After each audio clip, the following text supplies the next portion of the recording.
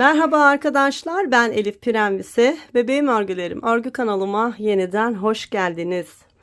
Bugün yine sizlerle hem çok kolay hem de çok güzel ve çok kullanışlı bir modelin çalışmasını hep beraber yapacağız. Böyle tane tane anlatımlarımla beraber baştan sona görmüş olduğunuz bu güzelliği örebileceksiniz. Arkadaşlar, daha önce sizlerle birlikte yandan düğmeli yelek çalışmamız oldu.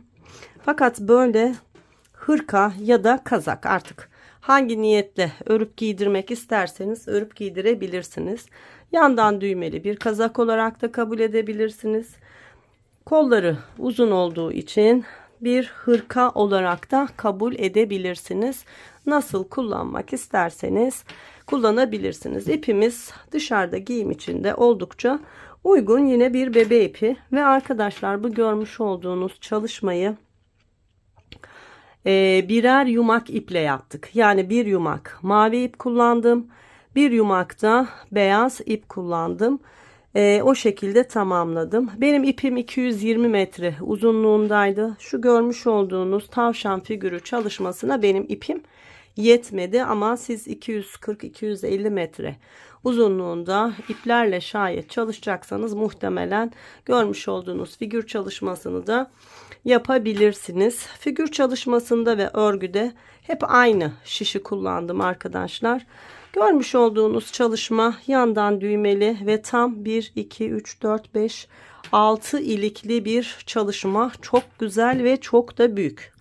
Bakın, arka kısmımızda böyle mümkün olduğu kadar, sırf siz arzu ediyorsunuz diye arkadaşlar, bebekler büyüdü biliyorum.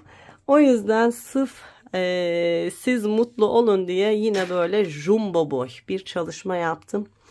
En ve boy ölçülerini videonun sonunda belirttim. Nasıl küçük ve nasıl büyük örebileceğiniz hakkında da bilgiler verdim arkadaşlar. Ama şöyle, ben baktığımda rahat 3-4, belki 5 yaş arkadaşlar. Yani benim oğlumla mukayese ettiğimde şöyle rahat 5 yaş, belki 6 yaş benim oğlum gibi böyle ufak tefekse giyebilecek büyüklükte. Çünkü eni ve boyu, kol uzunluğu oldukça müsait.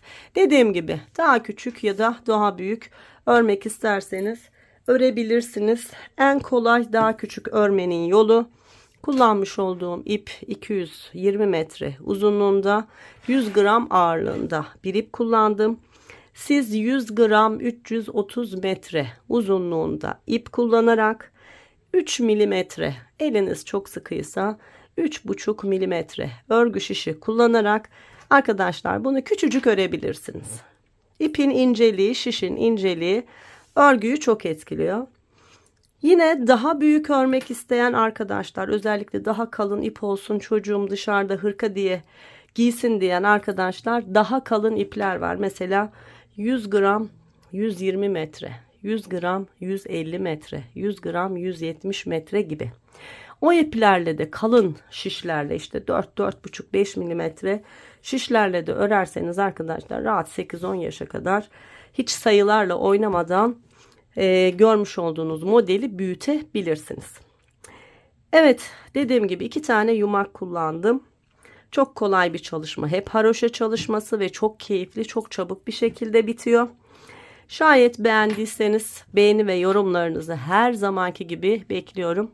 Hepinize çok teşekkür ediyorum yaptığınız güzel yorumlardan dolayı. Özellikle şu son dönemde oğlumun başından geçen tatsız bir kaza oldu. Çok korkuttu bizi. Hastanede yattık vesaire. Videolarımın altına geçmiş olsun dileklerini yazan, dua eden tüm arkadaşlarıma çok ama çok teşekkür ederim. Allah razı olsun kendilerinden. Oğlum iyi, Allah'a çok şükür, okula başladı ama tabii dikkat ediyoruz kafatasındaki kırıktan kaynaklı. Evet, özellikle modeli örüp bitiren arkadaşlar, sizlerin mutlaka yorumlarını bekliyorum. Daha büyük, daha küçük ördünüz, hangi iple ördünüz, kaç yaşa ördünüz, tecrübeleriniz, işte örerken nasıl ördünüz, hızlı mıydı, zevkli miydi, bu tür düşüncelerinizi, yani tecrübe ettiğiniz Şeyleri paylaşırsanız çok mutlu olurum. Bir, kendi adıma. İki, birçok arkadaşım küçük ve büyük yaş için sarıyı sormakta. Ya da şu iple kaç ilmekle başlamalıyım diye sorular sormakta. Eğer tecrübelerinizi paylaşırsanız arkadaşlar, diğer arkadaşlarımıza da örmeden önce fikir vermiş olursunuz. Hepinize tekrar teşekkür ediyorum. Şimdi hazırsak bu güzelliği örmeye başlayalım.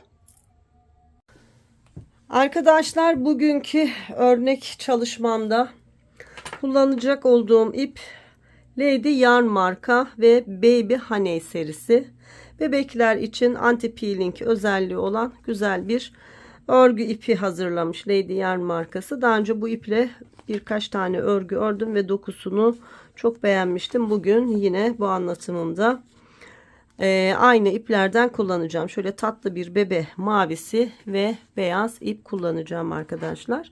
Bu ipin dokusu biraz böyle Nako Elite Baby'den bir tık ince gibi. O yüzden 3,5 milimetre örgü şişi kullanacağım. Siz eliniz sıkıysa 4 milimetre, ama eliniz benim gibi ise arkadaşlar 3,5 milimetre örgü tığ kullanabilirsiniz. Örgü şişi kullanabilirsiniz. İpimiz anti peeling özelliği olan, yani keçeleşme yapmayan güzel bir örgü ipi, 100 gram ve 220 metre uzunluğunda. Evet, örgümüze başlayalım arkadaşlar. Bakın 3,5 milimetre örgü şişim burada. Ben her zamanki gibi yine misinalı şiş kullanacağım. Ama 2 şişle örmeye alışkın olan arkadaşlar 2 şişle örebilirsiniz. İlla misinalı şişle örmek zorunda değilsiniz tabii ki. Şimdi ne yaptım? Bakın, burası yaka kısmımız. Yandan düğmeli bir çalışma. Yakayı başlamak için arkadaşlar toplamda 80 ilmek klasik ilmek atma tekniğiyle şişime ilmeklerimi attım. Ardından haroşa örgü örmeye başladım. Bakın 1 2 3 4 diş haroşa arkada, 1 2 3 4 diş haroşa önde olacak şekilde haroşa örgümü ördüm ve örgümüz bitene kadar arkadaşlar hep haroşa öreceğiz. O yüzden hiç örgü bilmeyen arkadaşlar mutlaka bu modeli örün, çok keyif alacaksınız ve çok da güzel bir çalışma olacak. Evet, 80 ilmeği 4 diş haroşa boyunca ördükten sonra artık robamızı ayırmamız lazım. Bakın, ben bir işaretleyici kullandım. Bu şimdi yandan düğmeli olduğu için arkadaşlarım bazılarının aklı karışabilir. O yüzden bir ön anlatım yapacağım. Ondan sonra örmeye başlayacağız. Şimdi arkadaşlar, şu görmüş olduğunuz kısım şu ilk 7 ilmek. Bakın 2 4 6 7 ilmek. Burası bizim düğmemizin dikilecek olan tarafı. Burası yeleğimizin sol ön pat kısmı. Sol ön pattan sonra hemen arkadaşlar sol kolumuz geliyor. Bakın. 7 ilmek pat, hemen bir işaretleyici taktım. 7 ilmekten sonra 2 4 6 8 10 ilmek kolum için ayırdım. Bir işaretleyici de buraya taktım. Sonra bakın, roba ayrım ilmeği 2 ilmek ayırdım. Şu başta yok çünkü bunun bir tarafı artacak, o yüzden yok. Aklınız karışmasın. Normal roba artışlarında hep her iki taraftan arttırıyoruz ya. Bu yandan düğmeli olduğu için böyle olmayacak. Zaten aklınız karışmasın diye özellikle bunu belirtmek için anlatıyorum. Evet, 10 ilmek koldan sonra roba ayrımı için 2 ilmek ayırdım. Tekrar bir ayraç taktım. Eğer sizin böyle ayracınız, işaretleyiciniz yoksa arkadaşlar renkli bir ip de kullanabilirsiniz. Şimdi ne yaptık? Sol kolumuz dedik, sol ön patımız dedik. Burası da arkadaşlar bizim arka bedenimiz. Burayı için de 18 ilmek ayırdım. Bakın 2, 4, 6, 8, 10, 12, 14, 16, 18 ilmek. Arka beden bitti. Roba ayrımı için bakın buraya bir ayraç taktım 18 ilmekten sonra. Roba ayrım ilmeğim yine 2 ilmek. Hemen sonrasına bir işaretleyici daha taktım. Arka bitti. Buralardan artış olacak. Bakın buralardan artış olacak. Sonra geldim. Bakın burası benim ikinci kolum. Sağ kolum. 10 ilmek de burayı için ayırdım. 2, 4, 6, 8, 10. Sonra işaretleyicimi taktım. Roba ayrımı için 2 ilmek bıraktım ve tekrar işaretleyicimi taktım. Bakın bunlar hem sağında hem solunda artış yapacağımız yerler. Bakın normalde bir robada ne yapıyorduk? 4 tarafta artış yapıyorduk ya. Bunun bakın 1, 2, 3'ü burada. Dördüncüsü de bunlar arkadaşlar. Aklınız karışmasın. Şimdi ikinci kolu bitirdik. Artık burası ön beden. Ön beden için de 22 ilmek ayırdım. 2, 4, 6, 8, 10, 12, 14, 16, 18, 20 ve 22. Ön bedenim bitti. Bakın burada bir tane ayrım yeri var. Sonrasında da 2, 4, 6, 7 ilmek düğme kısmımız için. Ön beden geliyor böyle sol tarafa doğru. Bu ön beden sağdan sola doğru geliyor. Yani şuraya geliyor. Ve burada düğme olacak. Burada ilik olacak. Böyle birleşiyor arkadaşlar. Çok güzel ve çok kullanışlıdır. Evet, şimdi böyle anlattıktan sonra yavaş yavaş sizinle beraber şimdi örerek de uygulayacağım. Hemen başlayalım. Ne dedik? 7 ilmeğimiz düğme kısmımız. Hep haroşa örgü öreceğiz dedik. Bakın 1, 2, 3, 4, 5,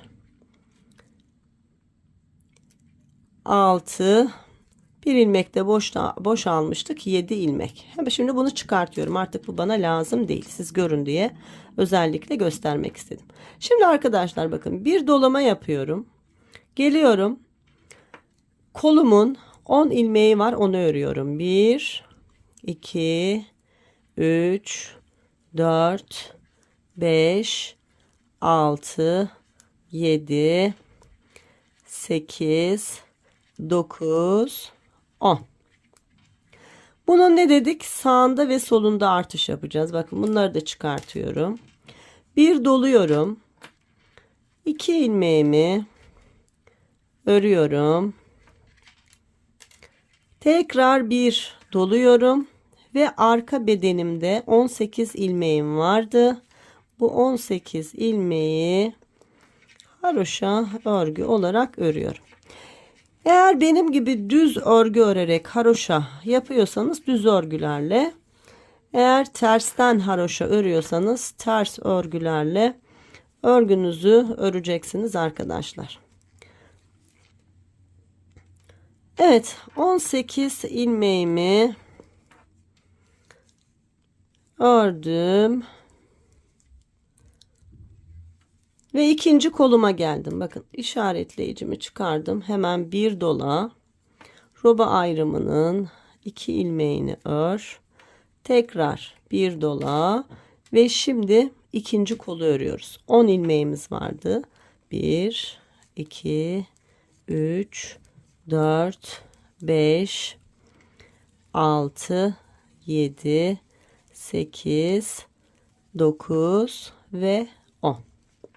İkinci kolum da bitti. Roba ayrımının 2 ilmeği var. Bir dola. Sonra bu 2 ilmeği ör. Şimdi bunu da çıkardım. Tekrar bir doladım ve artık ön bedeni örmeye başladım. Ne dedik? 22 ilmeğimiz var. 1, 2, 3, 4, 5, 6, 7, 8, 9, 10, 11, 12, 13, 14, 15, 16, 17, 18, 19, 20, 21 ve 22 ilmeği ön bedenim için ördüm. İşaretleyicimi çıkardım. Son kez doluyorum. Ve arkadaşlar burası ilik kısmı. Şimdi burada da hemen bir ilik çalışması yapacağız. İlk iliğimizi açacağız. Doladıktan sonra bir ilmek haroşa örüyorum. Ardından bakın sıradaki 2 ilmeği şöyle soldan sağa doğru birlikte örerek bir kesim yapıyorum. Sonra şişime ipimi doluyorum ve 4 ilmeğimi örerek sıramı tamamlıyorum. İliğimizi de açmış olduk. Bakın bu kadar kolay. Şimdi arka sırada ne yapıyoruz? Var olan ilmeklerimizin tamamını haroşa örgü olarak örüyoruz arkadaşlar. Arkada hiçbir şey yapmıyoruz. Önlerde hep aynı yerlerde aynı şekilde artış yapıyoruz. Bakın doladığım ilmekler dahil. Bakın iliğim de burada, gördünüz mü? Sonra roba artışlarım. Tam 8 tane roba artışım var. Bakın biri burada. Özellikle böyle ajurlu bir artış çalıştım ki kolayca artış yerlerini anlayın arkadaşlar. Evet, haroşa örgülerle beraber sıramı tamamlayacağım. Bakın doladığım ilmekleri de normal örüyorum. Bakın burada örtüm. Bu kadar kolay. Evet, bu şekilde sıramızı tamamlayıp bitirelim.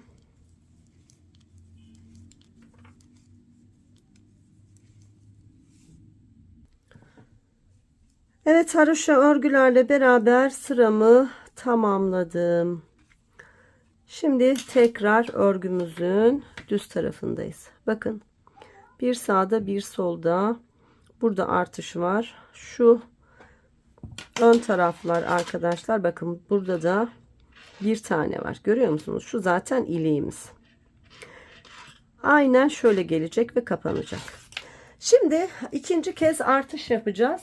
Bu biraz renk geçişleri olan, o renk geçişleriyle böyle güzel görünen bir örgü. Örgü. Şimdi beyaz ipimi kullanacağım. Beyaz ipimle beraber örgüme başlayacağım. Bakın. Geliyorum.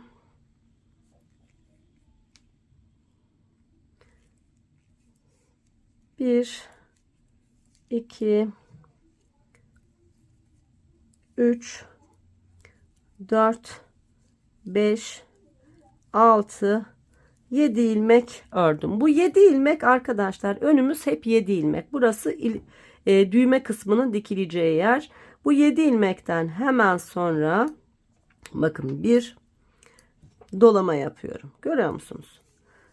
Sonra kol ilmeklerimi örüyorum. Bakın kol ilmeklerim de 10 ilmekti. Şimdi sağında ve solunda artış yaptığım için 12 ilmek olacak. 1, 2, 3, 4, 5, 6, 7, 8, 9, 10, 11. Bakın 12 ilmek ördüğümde görüyor musunuz? Ajurlu çalışmam, artırmalarım burada. Roba ayrımının 2 ilmeği hemen ortada. Hemen bir kez doluyorum. Roba ayrım ilmeklerimi örüyorum. Sonra bir kez daha doluyorum ve arka bedeni örüyorum. Arka bedende kaç ilmeğimiz vardı? 18. Sağında ve solunda artış olduğu için artık 20 oldu. 1, 2, 3, 4, 5, 6, 7, 8, 9, 10, 11, 12, 13, 14, 15, 16, 17, 18, 19. Bakın 20 ilmeği ördüğümde hemen bakın roba artışlarım, dolama yaptığım ilmekler ve arada roba ayrım 2 ilmeğim var. Bu 2 ilmeği görünce hemen doluyorum. Sonra bu 2 ilmeği örüyorum. Tekrar doluyorum. Bu kez ikinci kolu örmeye başlıyorum. Kolumuzda 10 ilmekten 12 ilmeğe çıkmıştı. Şimdi 1, 2, 3, 4, 5, 6, 7, 8, 9, 10, 11 ve 12. Bakın 12 ilmeği ördüğümde yine ajurlu çalışmam ve arada roba ayrımının 2 ilmeği var. Gördüm, hemen bir dola, 1, 2 ilmek ör, tekrar bir doladığımda şimdi ön bedene geldik arkadaşlar. Ön bedende de bir burada, bakın bir de burada artış yaptık. Şimdi onu da sayalım. 1 2 3 4 5 6 7 8 9 10 11 12 13 14 15 16 17 18 19 20 21 22 23 24 oldu. Bir sağında bir solunda arttığı için. Bakın 2 4 6 7 ilmeğim kaldı düğme kısmımda. Hemen bir dolama yapıyorum. Ardından 7 ilmeği örerek sıramı tamamlıyorum. Hep aynı şeylerin tekrarını yapacağız. Roba artışlarını hep aynı şekilde yaparak robamızı büyüteceğiz arkadaşlar. Ve devamlı haroşa örgü öreceğiz. Dediğim gibi çok kolay olacak. Sadece bakın renk geçişlerimiz var ya. Renk geçişleriyle beraber böyle güzelim bir çalışma olacak. Şimdi arka sırada ne yapıyorduk? Var olan ilmeklerin hepsini bu dolama yapmış olduğumuz ilmeklerde dahil haroşa örgü olarak örüp sıramızı tamamlayacağız. Bir tamamlayalım. Üçüncü kez artış yapmayı göstereceğim. Sonra istediğimiz roba uzunluğuna ulaşana kadar sadece renkleri değiştirerek arkadaşlar 4 diş haroşa arayla rengimizi değiştireceğiz. Yaka kısmımızda 5 diş mavi ördük. Bundan sonra mesela bu beyazı 4 diş ördükten sonra mavi ipimize geçeceğiz. Mavi ipimize devam edeceğiz. 4 diş maviye tamamladığımızda tekrar beyaz ipimize geçerek 4 diş böyle bir beyaz, bir mavi, bir beyaz, bir mavi örgümüzü bu şekilde öreceğiz ve bitireceğiz. Evet, şimdi sırayı tamamlayalım.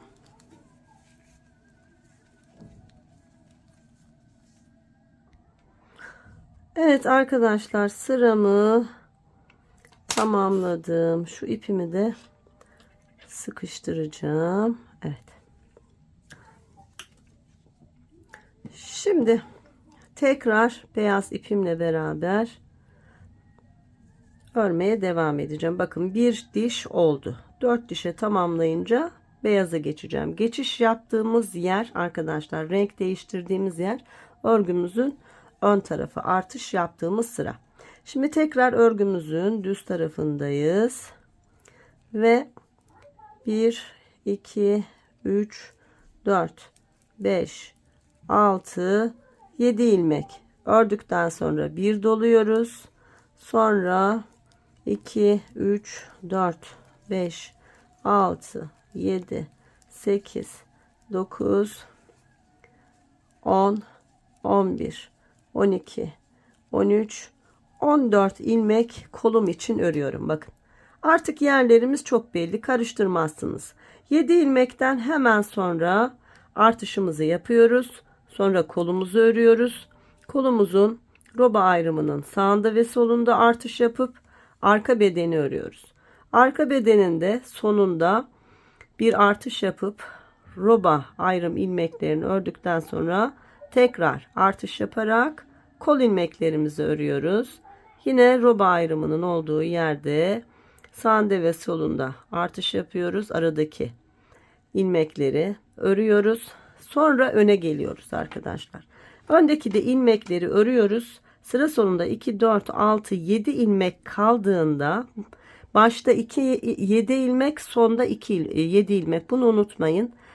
Son kez dolama yapıp sıramızı tamamlıyoruz. Sonra arkada zaten ne yapıyoruz? Hep haroşa örgülerle var olan ilmeklerimizi örüyoruz ve bitiriyoruz. Şimdi ben bu şekilde roba artışları yaparak örmeye devam edeyim. Dediğim gibi 4 diş haroşa arayla renklerimi değiştireceğim.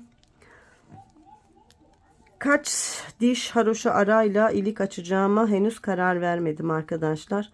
Böyle 10 diş civarı bir sayı olur diye düşünüyorum. Onu şimdi hesaplamam lazım. Hesaplayacağım. Boyuna göre ayarlamam lazım. Onu da ayarlayayım. Sonra tekrar beraber örmeye devam edelim. Robamızın bitişinden sonra kollarımızı öreceğiz. Ardından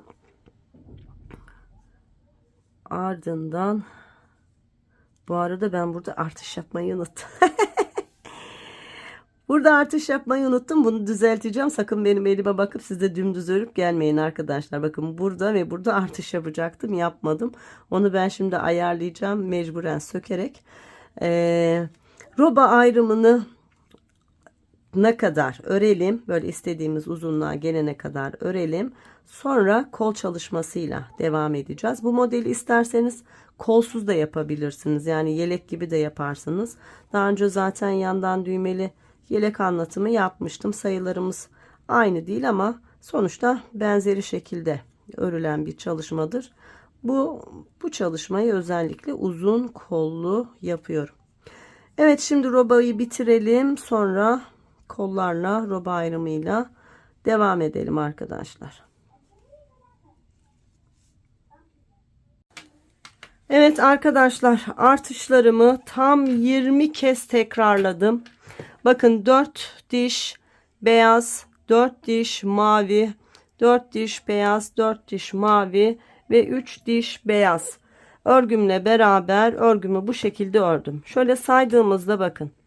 1, 2, 3, 4, 5, 6, 7, 8, 9, 10, 11, 12, 13, 14, 15, 16, 17, 18, 19.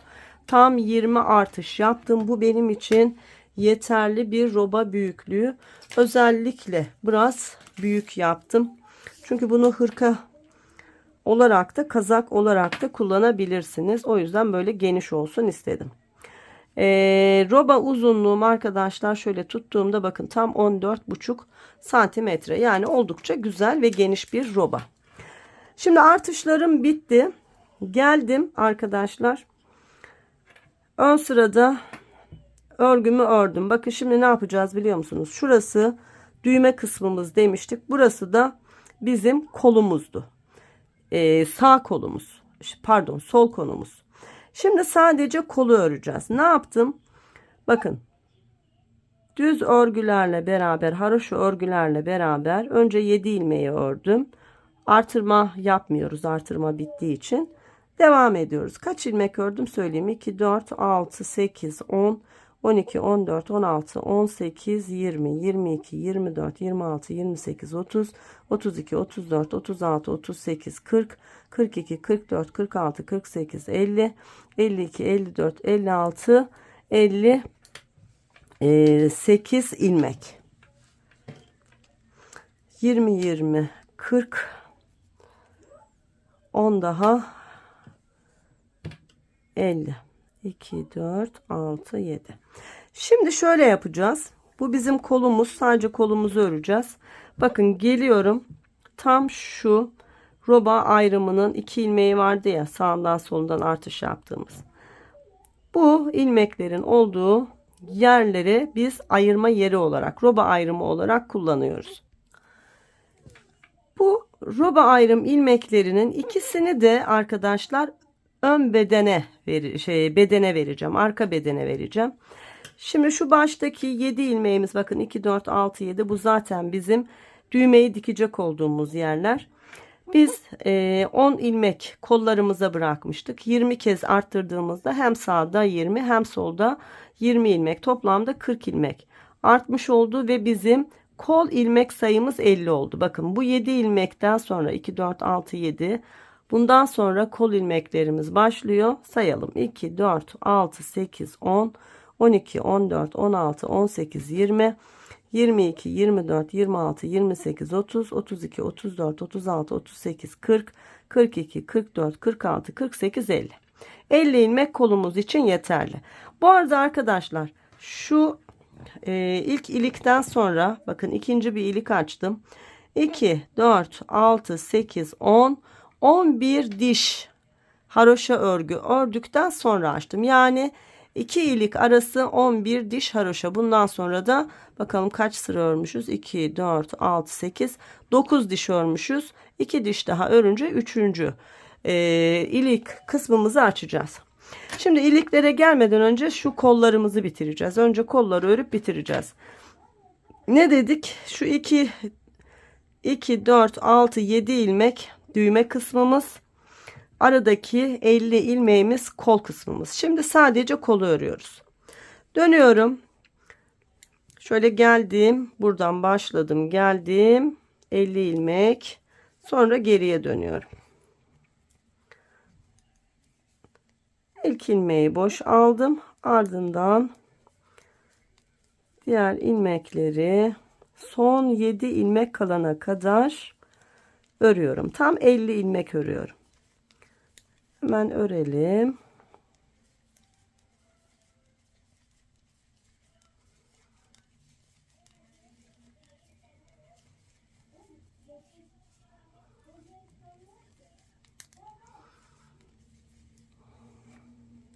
İsterseniz bu kol kısmını yine aynı numara şişiniz varsa arkadaşlar yardımcı şiş kullanarak örebilirsiniz. Daha kolay olur. Ama yardımcı şişiniz aynı numara yoksa o zaman özellikle şu düğme dikecek olduğumuz 7 ilmek var ya, oranın ilmek sayısı az. Onu bir ilmek tutucuya alabilirsiniz. Evet, şimdi geriye döndüm. Bakın son 7 ilmek kalana kadar var olan 50 ilmeğimi ördüm. Bakın 2, 4, 6, 7 ilmek. Ben bunu bir ilmek tutucuya alayım. Daha rahat çalışırım. Evet, biraz büyükçe ama olsun. Şimdi buraya bir ilmek tutucuya alt. Çünkü bu ilmekleri örmeyeceğim. Hatta şu mavi ipimi de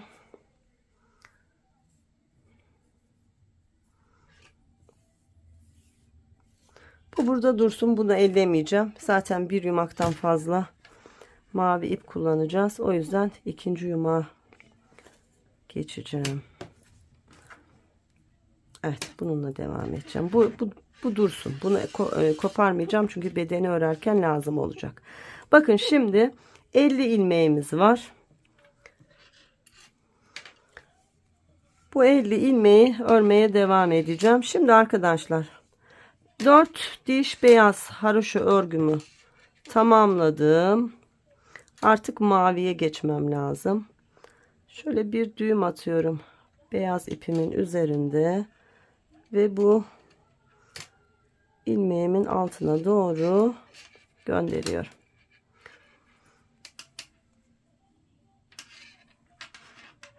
Evet. Şimdi var olan 50 ilmeğimi yine haroşa örgü olarak örmeye başladım.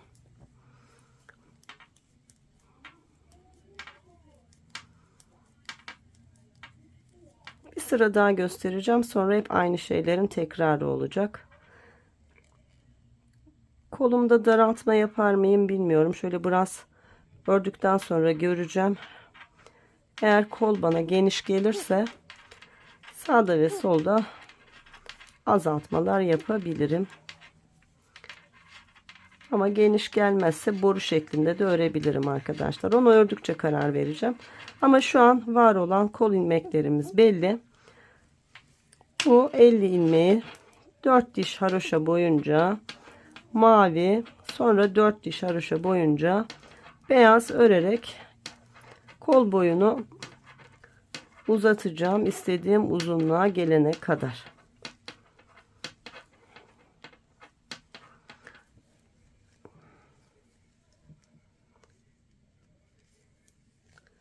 Evet, bakın 50 ilmeği ördüm. Tekrar geriye dönüyorum. Hep aynı şeylerin tekrarı. Bir kez daha göstereceğim. Sonra böyle öreceğiz.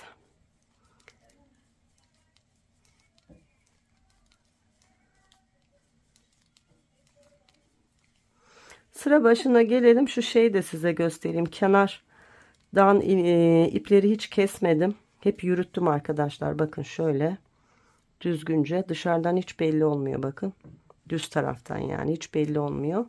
İç taraftan yürüttüm. Onu nasıl yaptığımı da göstereyim. Her 4 diş haroşada bir ip kesip bağlamak istemedim. Hem kalınlık oluyor hem kötü bir görüntü oluyor. O yüzden özellikle böyle çalıştım. Size de göstereyim. Şimdi var olan 50 ilmeğimi örgümün arka tarafında yine haroşa örgülerle beraber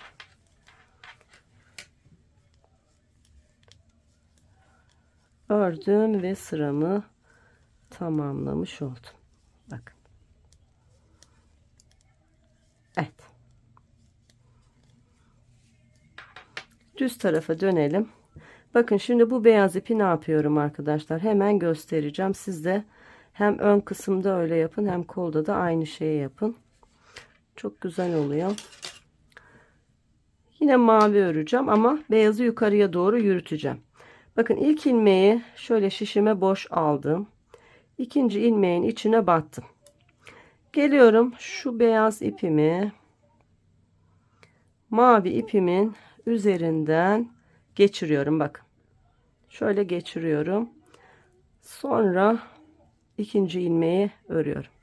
Bakın ne oldu? İç tarafa gizlenerek yukarı doğru yürümüş oldu. Sonra örmeye devam ediyorum. Her sırada bunu yapıyorum. O zaman çok düzgün bir şekilde ilerlemiş oluyor arkadaşlar. Sanırım anlaşılır olmuştur. Bundan sonra şu görmüş olduğunuz 50 ilmeği kol olarak örmeye devam edeceğiz. Hemen şurada göstereyim. Bakın. Görüyor musunuz? Hep size tarif ettiğim gibi böyle içeriden ilk ilmekten sonra hep yürüttüm. Bakın bu taraftan bakınca düz taraftan hiç belli olmuyor. Evet, kolumuzu bu şekilde örmeye devam edelim. Eğer daraltmak gerekirse daraltacağım ve daraltırken de sizinle paylaşacağım. Arkadaşlar kolumu şöyle santimle söylersem tam 8,5 santim kadar örmüş oldum. Bakın kola başladıktan sonra bir mavi, bir beyaz, bir mavi, bir beyaz. Yani 4, 8, 16, bir de şu aşağıdaki beyaz sıramızla beraber 17 diş haroşa boyunca ördüm. Şimdi sağdan ve soldan birer ilmek eksilteceğim. Kolumuzun şöyle kalıbını biraz daraltalım. Mavi sırama geçiyorum. Bakın ilk ilmeği haroşa ördükten sonra sıradaki iki ilmeği şöyle soldan sağa doğru birlikte ördüm. Buradan bir ilmek eksilttik. Şimdi devam edelim. Son 3 ilmek kalınca bir ilmek daha eksilteceğim. 4 ilmek ördüm. 5, 6, 7, 8, 9, 10, 11, 12, 13, 14, 15,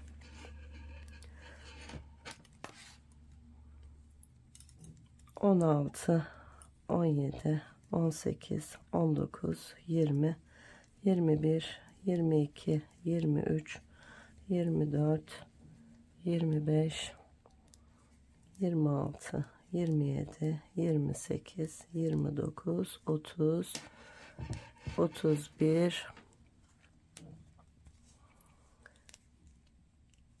32, 33, 34, 35, 36, 37, 38, 39, 40, 41, 42, 43, 44, 45, 46 ilmek ördüm. Bakın son 3 ilmeğim kaldı. Aynı şeyi burada da yapıyorum. Bu sefer şöyle yönünü değiştirdim. Sağdan sola doğru birlikte örerek kestim.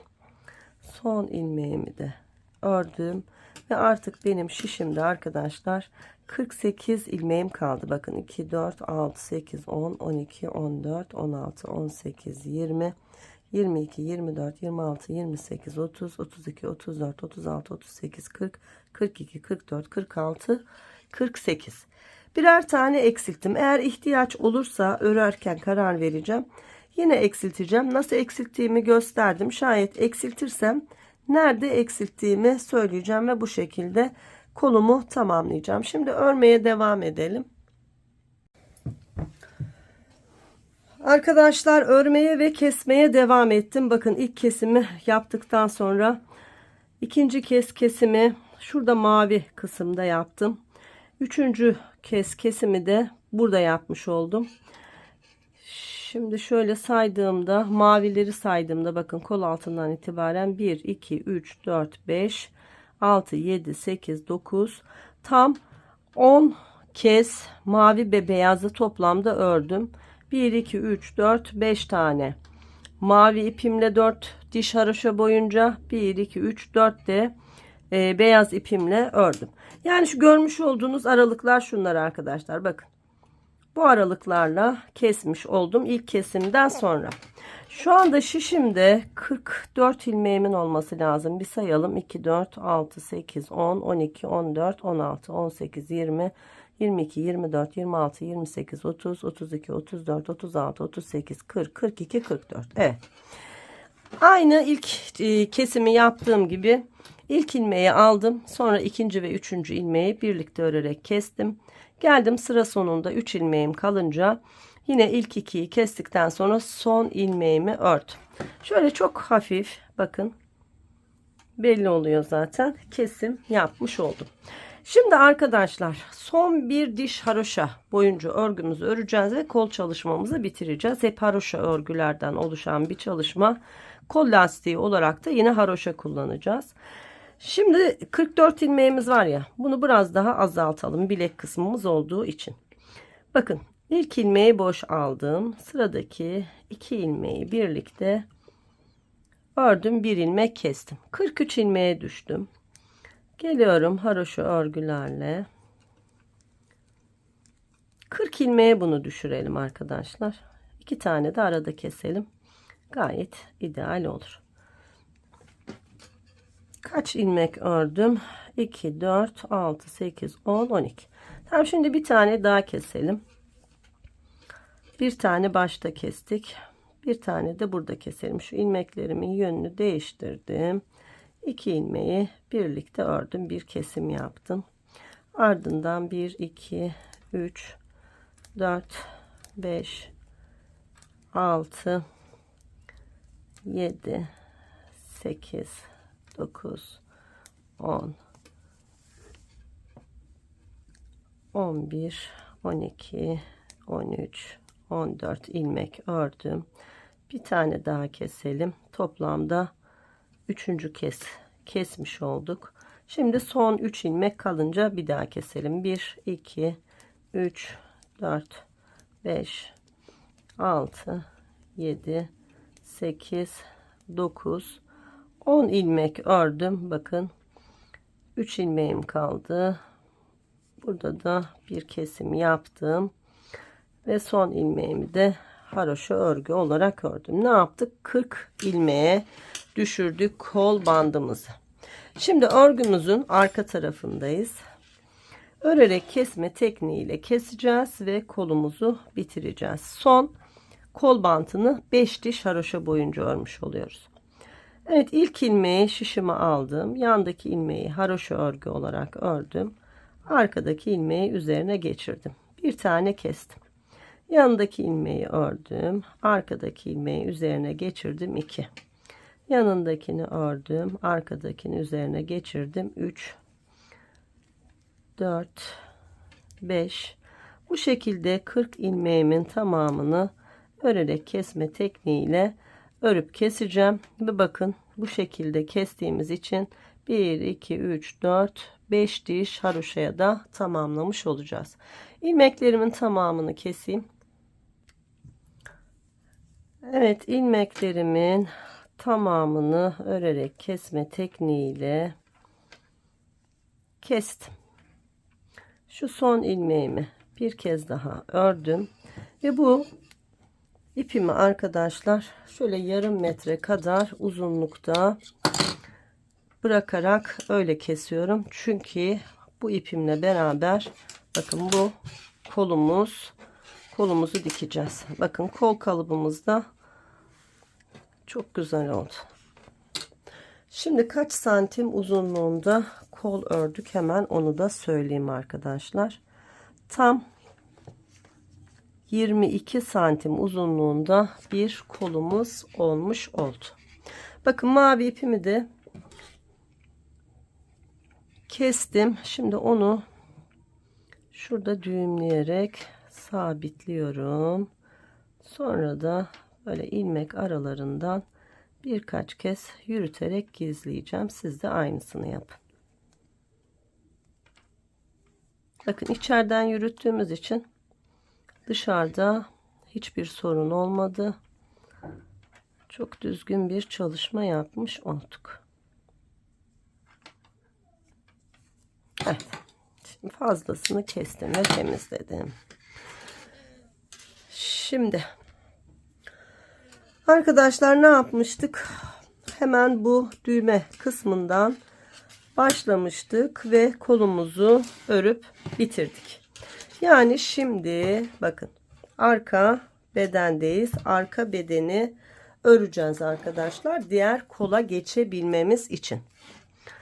Geliyorum, bakın arka bedende ipimi bağlayarak örmeye başlıyorum.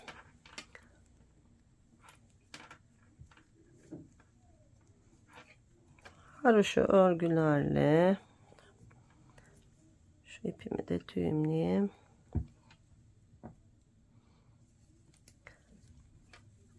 Arka beden ilmeklerini örüyorum. 6, 7, 8, 9, 10, 11, 12, 13, 14, 15, 16, 17, 18, 19, 20, 21, 22, 23, 24, 25, 26, 27, 28, 29, 30, 31, 32, 33, 34, 35, 36, 37, 38, 39, 40, 41, 42, 43, 44, 45, 46, 47, 48, 49, 50, 51, 52, 53, 54, 55, 56, 57, 58, 59, 60. Bakın roba ayrımının 2 ilmeğini de arka bedene veriyorum. 61 ve 62 ilmek arka beden için ördüğümde tekrar bakın ikinci kolumun olduğu yerdeyim. Şimdi kola başlıyoruz. Aynı şeyin tekrarı olacak. Yine şu 2 roba artış ilmeği ön bedende kalacak. Arada 50 ilmeğimiz var. Bu bizim kol ilmeklerimiz. Şimdi 50 ilmeği de örelim.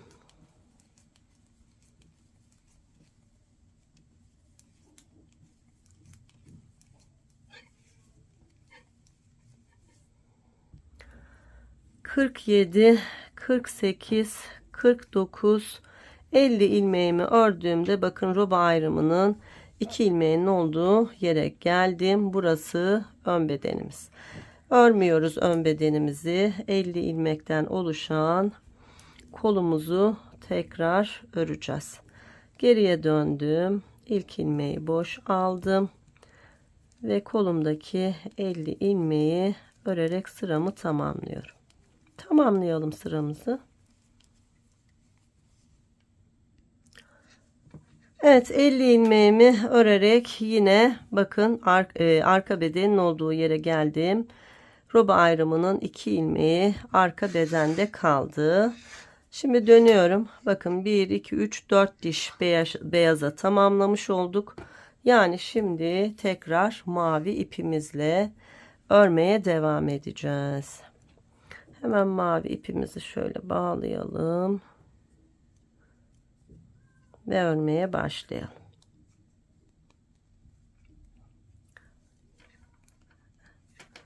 Evet, ilk kesim yerinin olduğu yere kadar mavi ipimle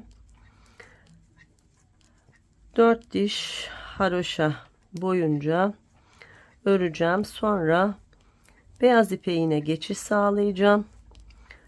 4 diş de beyaz ipimle öreceğim. Kesim yapacağım yere kadar yine aynı sıralama devam edecek arkadaşlar.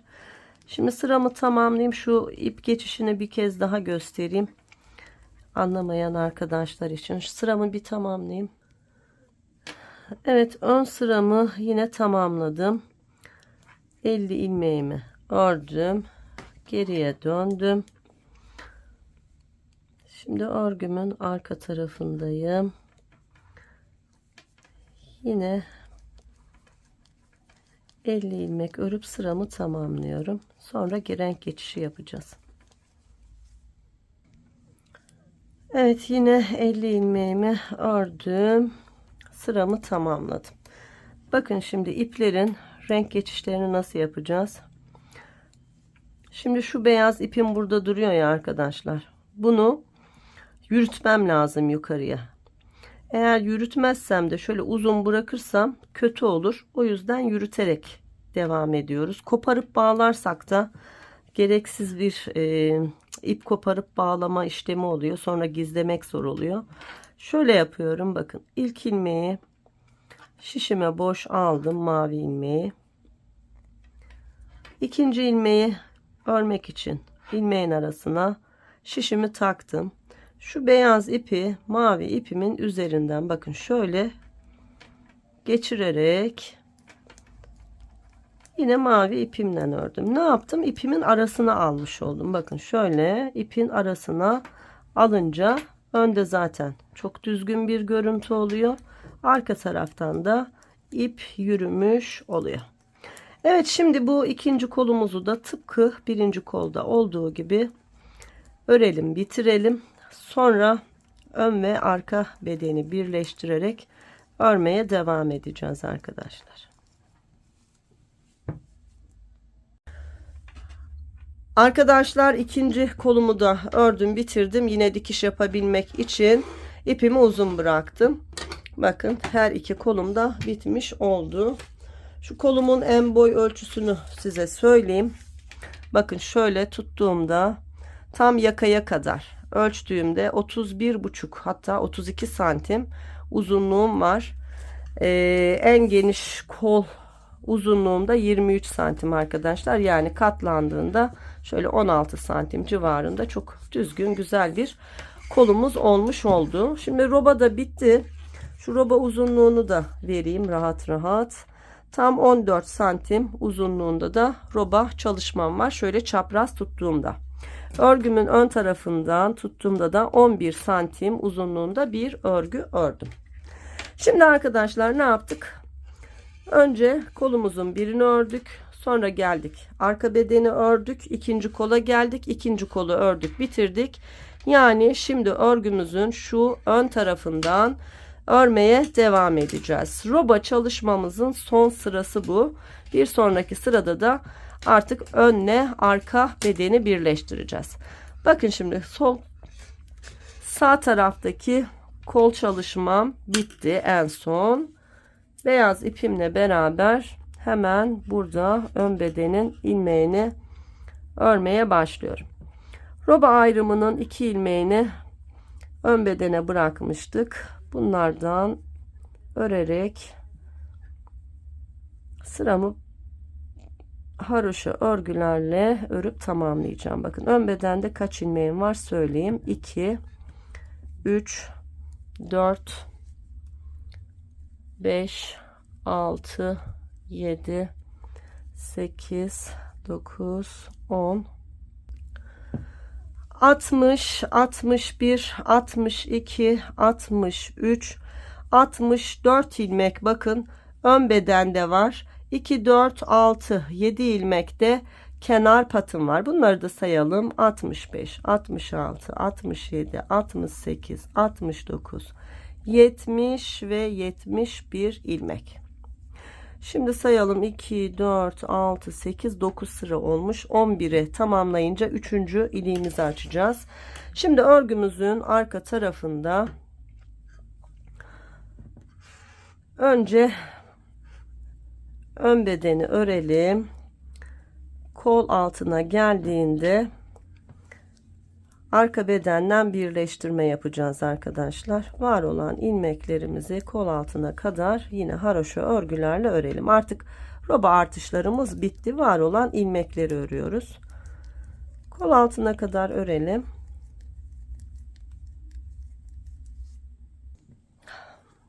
Evet, ön bedeni kol altına kadar ördüm. Arkadaşlar şimdi birleştirme yapacağım. Bakın buradaki ilmeğimi, son ilmeğimi ördüm. Hiç kol altında artırma yapmayacağım çünkü bedenim yeterince geniş. Eğer daha da geniş olmasını istiyorsanız kol altında 1-2 ilmek artış yapabilirsiniz. Ama benim ilmek sayım, kalıbım oldukça düzgün, o yüzden yapmıyorum. Geliyorum, bakın. Burası arada kolum var ve arka bedenim var. Arka bedenimin ilmeğini örerek ön ve arka bedeni birleştirmiş oldum. Şimdi arka bedendeki ilmeklerimi diğer kol altına kadar öreceğim ve diğer kol altında da aynı şekilde birleştirmemi yapacağım. Örelim.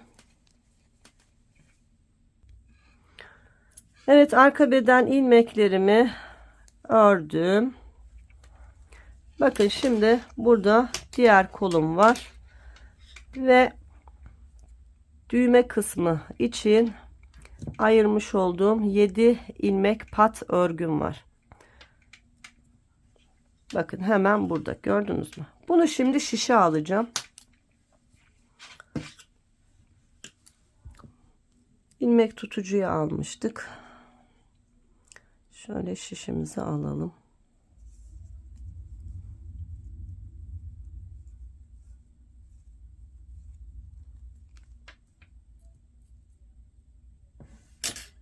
Evet. Bakın. Şimdi geliyorum. Buradaki 7 ilmeği de örerek sıramı tamamlıyorum.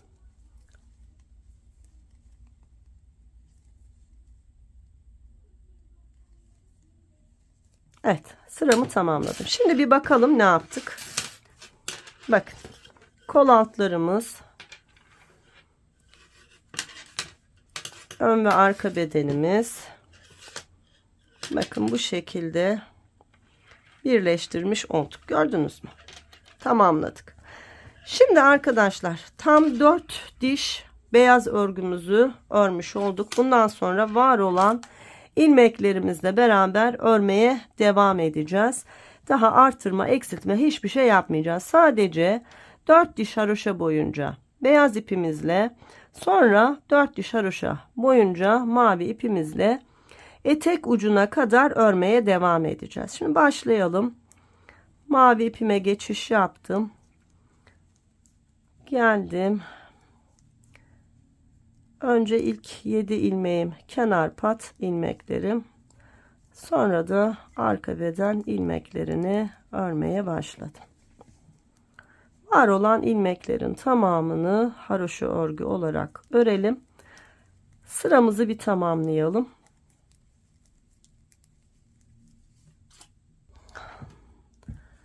Evet, var olan ilmeklerimi sıra sonuna kadar ördüm ve sıramı tamamlamış oldum. Arkadaşlar bir sonraki düz sıramızda ilik açacağız. Bakın 2, 4, 6, 8, 10 diş haroşa boyunca oldu. Şimdi geri döndüğümüzde 11 olacak. Tekrar ön yüzde son 7 ilmeğimiz kalınca bir ilik daha açacağız. İliklerimizi bu şekilde açmaya devam edeceğiz. Artık daha da fazlasını anlatmama gerek yok. Bakın her şey belli oldu zaten. Sadece var olan ilmeklerimizle beraber örgümüzü örmeye devam edeceğiz. Bakın burası düğmeli olan kısmımız. Ben hatta şöyle belirgin olsun diye ilk 2 düğmemi de diktim. Şöyle kapatalım, düğmelerimizi bir görelim.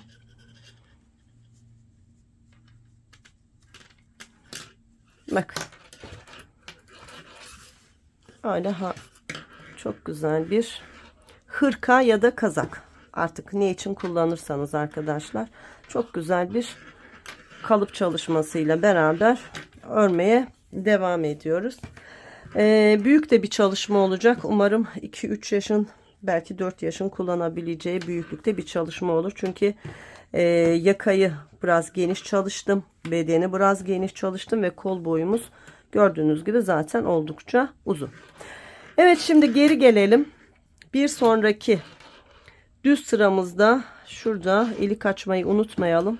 Sonrasında da yine hep aynı şekilde öreceğiz ve 11 diş arayla ilik açmaya devam edeceğiz. Ama hemen aklıma ne geldi biliyor musunuz? Hep videoların altında roba bittikten sonra altta toplam kaç ilmek oldu diye arkadaşlar soruyor. Aslında birleştirmeden saydım ama ikisini toplayıp hesap etmeyen arkadaşlar sormak istiyorlar. Onlara da hemen cevap vermiş olalım. 2, 4, 6, 8, 10, 12, 14, 16, 18, 20, 22, 24, 26, 28, 30, 32, 34, 36, 38, 40, 42, 44, 46, 48, 50, 52, 54, 56, 58, 60, 62, 64, 66, 68, 70, 72, 74, 76, 78, 80, 82, 84, 86, 88, 90, 92, 94, 96, 98, 100. 2, 4, 6, 8, 10, 12, 14, 16, 18, 20, 22, 24, 26, 28, 30, 32, 34, 36, 38, 40. Tam 140 ilmeğimiz var. Ve 140 ilmeğimizle beraber 4 diş haroşa boyunca mavi, 4 diş haroşa beyaz olacak şekilde istediğimiz etek uzunluğuna kadar öreceğiz. Ve son çalışmamızda yine kolda olduğu gibi arkadaşlar, hep 4 diş arayla renk değiştiriyorduk ya, son çalışma etek ucu olduğu için yine 5 diş haroşayla bitireceğiz. O kısmı beraber bitiririz. Şimdi o kısma kadar örelim, sonra beraber devam edelim.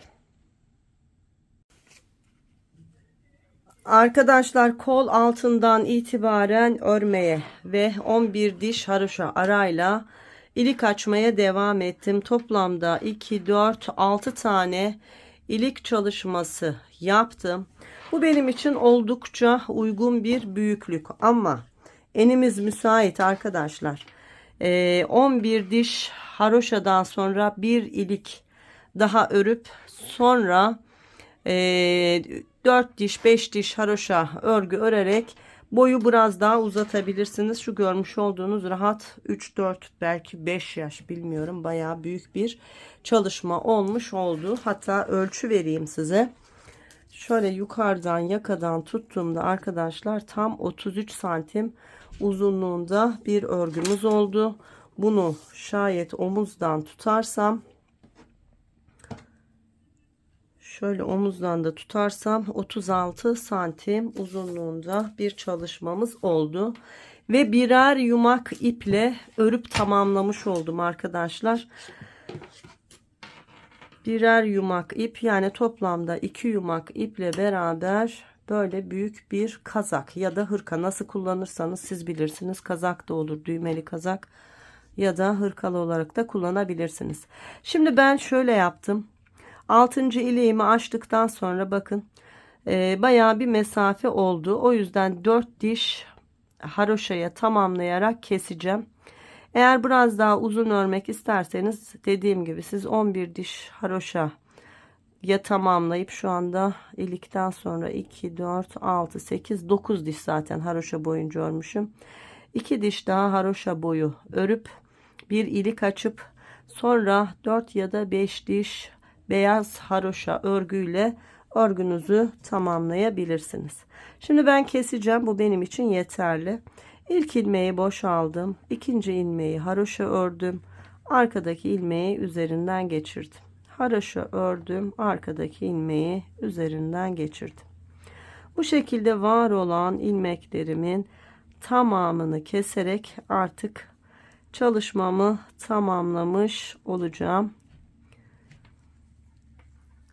Bir kol altı dikişimiz kaldı. Kol altı dikişimin de bir tarafını yaptım arkadaşlar. Diğer tarafını birlikte yapabilmemiz adına bıraktım. Şimdi bu bölüm böyle bitsin. Eğer çalışmayı, modeli bu şekilde kullanmak isteyen arkadaşlar varsa zaten örüp ve bitirmiş olacağız. Ama modelin orijinalinde tam şu ön tarafta arkadaşlar bir figür çalışması var. Tavşan figürü çok da yakışmıştı. O figür çalışmasını anlatacağım fakat onu yeni bir videoyla ikinci bir bölüm olarak anlatacağım. Yani birinci bölümde hırkayı örüp bitirmiş olacağız. İkinci bölümde de eğer figür çalışması yapmak isterseniz figür çalışmasını da ikinci bir videoyla yapıp tamamlayabilirsiniz. Evet, bu şekilde ilmeklerimin tamamını kesip geliyorum. Bakın 4 dişi tamamlanmış oldu. Aynı kolda yapmış olduğumuz gibi. Normalde 3 dişi ördüm. 4. dişi örerken arka kısımda kesimlere başladım ve 4 dişle tamamlamış oldum. Var olan ilmeklerimin tamamını örerek kesme tekniğiyle kestim ve bitirdim. Şu son ilmeğimi bir kez daha ördüm. Şöyle birkaç santim pay bırakarak ipimi kestim. Arkadaşlar, mavi ipimden de beyaz ipimden de birer yumak ip kullanmış oldum. Şimdi tığımın yardımıyla şöyle örgümün arka tarafına iplerimi sabitleyeceğim. Şöyle haroşa dişlerin arasından yürüterek gizleyeceğim, bakın.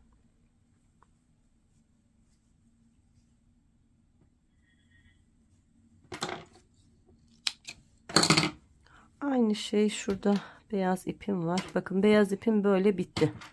Kalanı bu. Tavşan çalışması yapacak olan arkadaşlar, başka marka da olsa olur, aynı ipten de olsa olur, yine beyaz ipe ihtiyacınız olacak. Evet, bunu da bitirdik. Son olarak arkadaşlar, şimdi şu kol dikişimiz kaldı ama çok büyük ve çok güzel oldu. Bakın ne kadar güzel oldu arkadaşlar ya. Çok güzel bir kalıp çalışması oldu. Şimdi şu kolu da bir dikelim. Kolumuzu dikebilmek için zaten uzun bir ip bırakmıştık. Bu ipimi iğneme geçiriyorum. Bakın yürüttüğümüz ipleri görüyor musunuz? İç kısımda ne kadar düzgün dolandı. Dışarıda hiçbir şey yok. Şimdi örgümüzün düz tarafından önce karşılıklı iki ucu birleştiriyorum. Bakın birleştirdim. Ardından bir sağdan bir soldan haroşa dişlerinin arasına girerek kolumu dikiyorum. Hep haroşa dişlerini hiza alıyorum. Bakın bir sağdan bir soldan, bir sağdan bir soldan. Beyazlar bitti. Şimdiye mavi ile başladık. Bir sağdan bir soldan. Beyaz ipimizle dikiyoruz ama hiç fark etmiyor. Bakın görünmüyor zaten.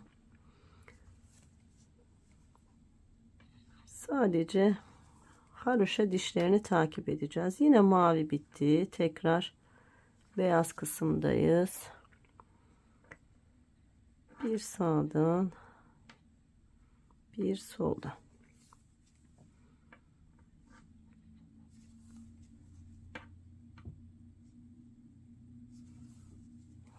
Bakın tekrar maviler. Hep karşılıklı hiza alarak şu kol altına kadar dikelim. Burada kapatmayı yine göstereceğim. Arkadaşlar, kol altına kadar geldim. Bakın nasıl düzgün bir dikiş elde ettik. Kol altında da değişen bir şey yok. Bakın bir sağdan bir soldan iğnemle batıp Yine örgüyü birleştirdim. Gördünüz mü? Hiç değişen bir şey yok. Şimdi geliyorum. İpimi tam kol altından yukarı yolluyorum. Bakın burada kol ilmeğim de var. Bununla birlikte düğümleyip şöyle örgümün içerisinden ipimi birkaç kez yürütüp fazlasını kesiyorum. Burada başlangıç ipim de var. Onu da aynı şekilde haroşa dişlerin arasından birkaç kez yürüterek fazlasını kesiyorum. Aynı işlemi diğer kol altında da yapmış olmam lazım. Hemen kontrol edeyim. Evet, yaptım. Bakın tertemiz bir örgü olmuş oldu. Hem hırka olarak hem kazak olarak kullanabileceğiniz çok güzel bir çalışma. Özellikle yine şöyle kameramı kaldırırsam, özellikle yine büyük çalışmaya gayret ettim. Her taraf ip dolu. Biraz kamerayı kaldırınca bütün iplerim, her şeyim görünüyor. Şöyle az aşağı alayım o zaman. Evet arkadaşlar, bakın.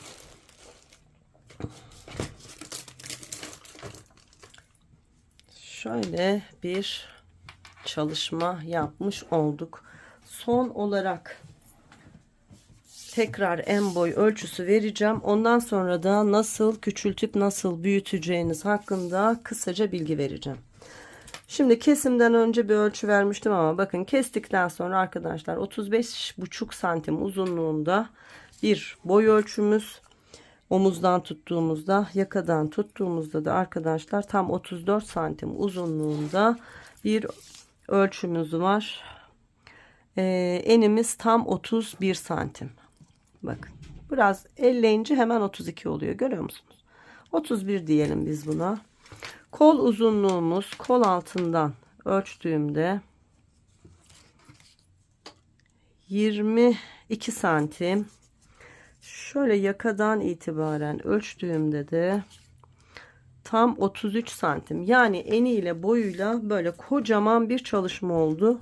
Yani benim oğlumun, ben 4-5 yaşını düşündüğümde 5 yaşındayken bile giyebileceği büyüklükte bir çalışma olduğunu düşünüyorum arkadaşlar.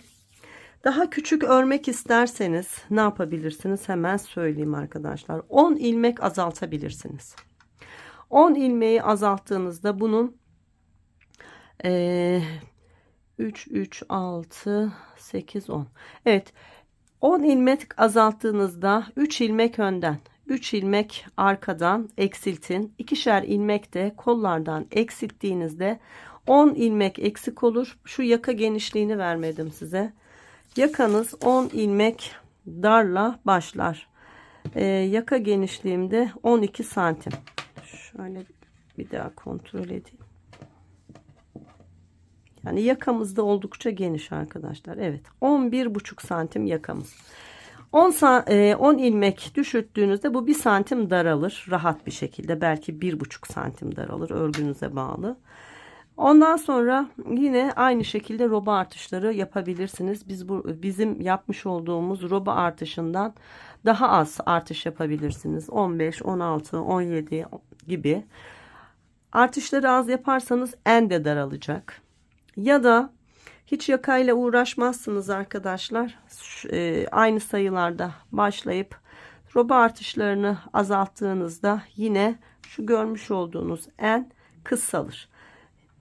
Böyle de çalışabilirsiniz. Eğer eniyle ve boyuyla oynarsanız mutlaka kol boyunu da ayarlamanız gerekiyor. Daha küçük örecekseniz kol boyunu şöyle 5 diş haroşa boyunca kısaltabilirsiniz. Yani 4 diş kısaltabilirsiniz. 5 ile bitirdik ya. 4 şu aradaki 4 diş haroşayı eksiltebilirsiniz. Bu da aşağı yukarı 1,5-2 santim eder. Evet, sanırım anlaşılır olmuştur. Güzel de bir çalışma olduğunu düşünüyorum. Dediğim gibi arkadaşlar, süslemesi var.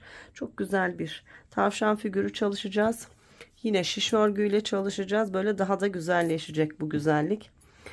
Eğer tavşan figürü de yapmak istiyorsanız bir sonraki videomda tavşan figürüne ulaşabilirsiniz. Her şey gönlünüzce olsun. Beğeni, yorumlarınızı her zamanki gibi bekliyorum. Özellikle öğren arkadaşlar, sizin yorumlarınız benim için çok daha önemli. Şayet ördüyseniz kaç ilmekle başladınız, kaç yaşa ördünüz, kaç yumak kullandınız, hangi ipi kullandınız, hangi şişle ördünüz, elde ettiğiniz sonuç kaç yaşa uygun oldu gibi yani kendi ördüğünüz tecrübelerinizi benimle paylaşırsanız beni çok mutlu edersiniz. Evet, her şey gönlünüzce olsun. Bir sonraki çalışmamda görüşebilmek dileğiyle her birinize sağlık, sıhhat, afiyetler diliyorum. Hoşça kalın.